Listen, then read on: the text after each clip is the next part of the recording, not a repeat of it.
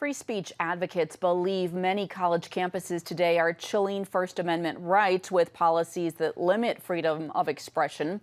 A 2019 Knight Foundation study found that 2/3 of college students believe the climate on their campus prevents people from speaking freely. A new rule proposed by the Department of Education would help to keep universities accountable on the issue. Joining us now is Nikki Neely, the president of Speech First, who supports the rule. Nikki, thanks for joining us. Thank you for having me. How would this rule put the pressure on universities to create environments that promote free speech? Sure. I mean, it's sad that we have to do this at all. But what this rule does is very simple.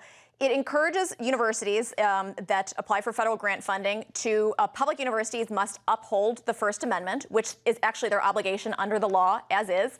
And it would ask that private institutions live up to the guarantees that they make to their students.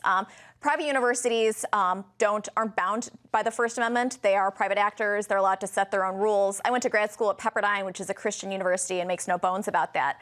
However, many private institutions actually hold themselves up as bastions of free speech and free expression, and they don't actually deliver on that in practice. And so this just says, practice what you preach, or you won't have access to federal grant funding. And I think it's very simple. He who pays the piper calls the tune. And in this case, the federal government is saying, live by what you set. And if you're a public university, you must uphold the First Amendment, which you have to do anyway. And bear in mind, the federal government sets these kind of restrictions for lots of programs. Universities often have to uphold federal discrimination guidelines or federal anti-discrimination guidelines. And so this shouldn't be anything revolutionary, yet it's being met with a lot of resistance, somewhat surprisingly. Well, I do want to ask you about the private institutions, because there is concern that this rule could disincentivize them because they would say, hey, we'll just come up with weaker free speech policies if you're going to, get us into trouble over our own free speech policies that we've created. What's your response to that? I think universities should own it. If they don't plan on delivering rights to their students, then don't pretend like you do. Because I think if you go to a school that has in their handbook, that has on their website, we support free speech, we support free expression, and then you get there and you find out you don't, it feels like a bait and switch.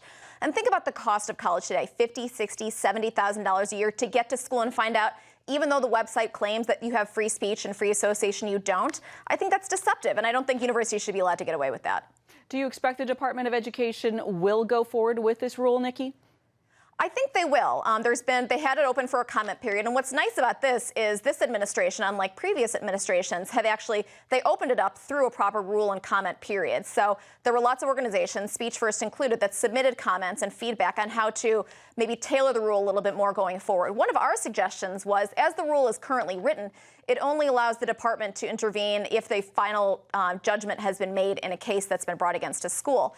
Our concern is that we defend students' rights primarily through litigation. Universities often change their policies after they've been sued to try and make a lawsuit go away.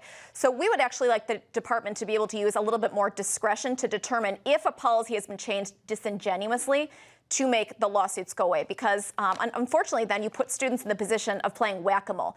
Every time rights are violated, a lawsuit has to be brought. The school changes its policies, and then when people aren't looking, they change them back. And so we'd like the school or the Department of Education to look and determine what's really going on and to have that discretion. All right. Well, I know this is a concern of a lot of people. A lot of college campuses have really clamped down on free speech, and so we'll be watching this, of course. Nikki, thank you so much for your time.